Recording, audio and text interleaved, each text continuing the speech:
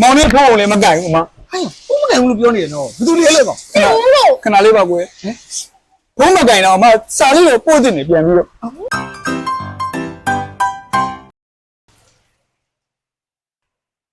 မအင်းလာကြောရှင်ဩ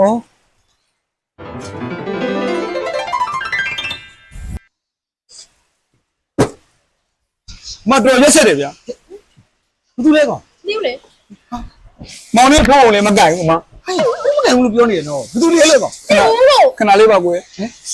ဖုန်းမကြိုက်တော့အမစာလေးကိုပို့တင်နေပြန်ပြီးတော့ စာရီကိုပြန်ပို့အောင်မယ်မင်းတို့ဘာတွေလဲလို့ဟာဒုက္ခရရှောင်းပြောကွာ အခုအမောင်ပြဿနာမရှာပါနဲ့ကိုယ် ဟုတ်ကဲ့ဟုတ်ကဲ့ ဒါကျွန်တော်ချင်းအမောင်ရှင်းရမယ့်ကိစ္စပါဗျ အော်အေးပြီးရှင်းကြပါဘောနော်ငါရှောင်းပေးမယ်လေဟာမမလေးဟဲ့ကောင်ဟဲ့ကောင်မင်းမလေးကွာရောက်ဘယ်သူလဲလို့မင်းတို့ကိစ္စရှင်းကြအောင် သိတာဘူးဆိုနေရကြမှာ မရှင်းလို့ရှင်းလေကွာမင်းရလေ ဩရှင်းမယ်ဟိုဒီမှာပစ္စည်းပေးရတော့ ထောင်900တောင်းအောင်ပါလေ ဟာထောင်ကတောင်းကြလားဗျလားတဲ့ခီးကအဝေးကြီးငါအောင်ပေးရမှာပေး ဟဲ့ငါတော့ဘာလို့ ဟာတရားမီပို့ကဗျ အော် delivery မှာထားတာအော် ပေးဘာမှလည်းမသိဘယ်ပို့မှလည်းဖုန်းဆိုင်လည်းမကြိုက်စာလည်းပြန်မပို့ဘယ်သွားပြီးဘယ်ပို့မှလည်းမသိလိပ်စာလည်းကောင်းကောင်းမပေးဘူးဘာမှလည်းမပေးနောက်တစ်ခါမှရင်လိပ်စာပြေးကြပြောဘယ်ရှာလို့ရှာမယ်ရက်ဆက်တယ်ခင်ဗျာ လေးဆောက်တော့ပါဦးကြီးလေ ဘယ်လိုပြောလို့ပြောမလဲ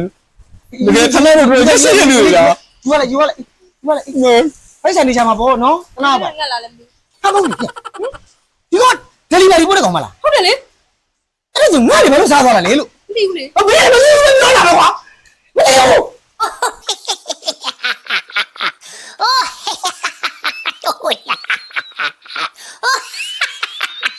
Oh,